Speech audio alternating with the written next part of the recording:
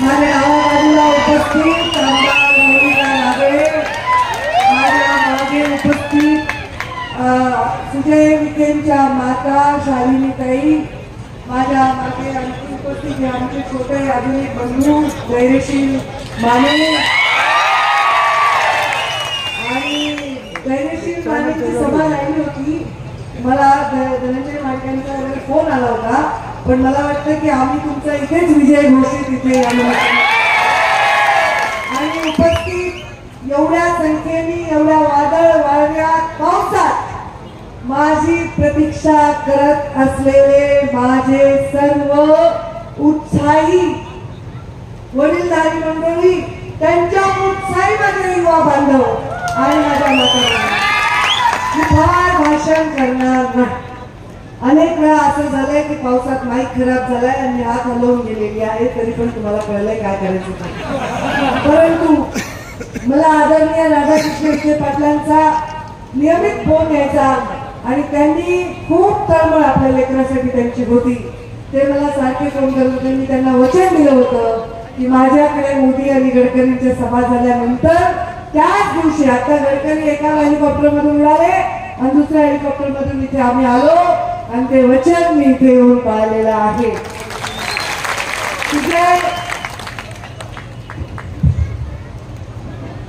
सुजय विखे उमेदवार म्हणून उभे आहेत आणि आपल्याला प्रधानमंत्री नरेंद्र मोदींना प्रधानमंत्री करण्यासाठी एक एक मत महत्वाचं आहे.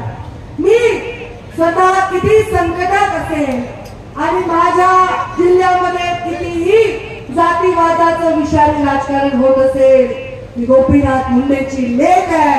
एका मराठा बांधवाला विजयी करण्यासाठी मी आलेली आहे. माझ्या जिल्ह्यातल्या लोकांनी सुद्धा धर्म हे कधी मानलंच नाही अशा पक्षामध्ये आम्ही आहोत. मुंडे साहेबांच्या रक्ताचे गुण आमच्यामध्ये आहेत आणि तुमच्यासाठी माझं आणि तुमचं नातं अभूतपूर्व आहे. खरं तर मोदीजींची सभा झाली होती, आमचे बंधू सुद्धा येऊन गेले. मी म्हणलं बाबा माझी सभा नाही झाली तर भागते का, मला जरा बीडमध्ये प्रॉब्लेम आहे. पण नाही, आज मी वचन दिलं होतं विखे पाटील साहेबांना आणि आले. परंतु आज अशी परिस्थिती निर्माण झाली होती की आम्ही माझ्या गावाला असताना हेलिकॉप्टर उडायची तयारीच नव्हती. ते हेलिकॉप्टरवाले म्हणत होते खूप डग आहे, खूप रिस्क आहे. मग आम्ही असं ठरवलं की तिथून ऑनलाईन भाषण करावं. असं सुजय विखे तयार झाले. म्हणजे असलं काही करू नको बाबा, लोक म्हणतील काही आल्या नाही, उगाच गडबड होईल. त्याच्यामुळे काही आणि खरंच जीव मुठीत धरून आम्ही आपल्या एवढ्या आभाळ आणि खरंच जीव मुठीत धरून आम्ही आपल्या एवढ्या आभाळ वाड्यात आलो, कारण तुमचं वारं पुन्हा आम्हाला सहन होणार नाही. तर तुम्ही येणाऱ्या 13 तारखेला माझे मताने माझ्यासाठी मोठ्या देवीला ओटी भरा, भगवान बाबांचे आशीर्वाद घ्या आणि त्याच वेळी तुम्ही सुजय विखेंना विजयी करण्यासाठी आपलं मौल्यवान मत 13 मे रोजी आपण कमळाच्या फुलाचं बटन दाबून द्या, ही आपल्या सर्वांना विनंती करतो. आता काही खूप भाषण करायची गरज आहे का? काय देशाचे निर्णय, काय देशामध्ये होणारे, जगातली केवढी इकॉनॉमी भारत होणार आहे तुम्हाला सांगायचं का? या देशामध्ये शेतकऱ्यांसाठी काय काय करायचं, काय काय केले, काय काय राहिले तुम्हाला सांगायचं का?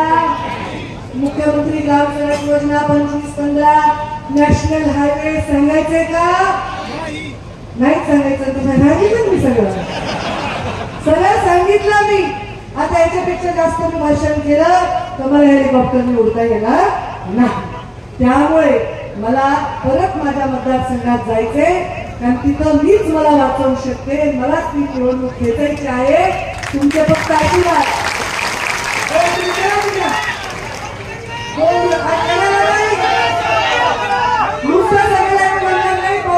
सगळ्या सोयऱ्यांना भेटा करा. आमची अवघड परिस्थिती पण म्हणा, आमच्यात पाहुणे देऊ नका, तुमच्यात पाहुणे द्या. बरोबर आहे की नाही? उद्या सभा आहे, त्यांच्या सभेमुळे नाते डोक्यांना ते बाकीचं होत नाही. सुजय विखेंना 13 मेला प्रचंड मतांनी विजयी करा आणि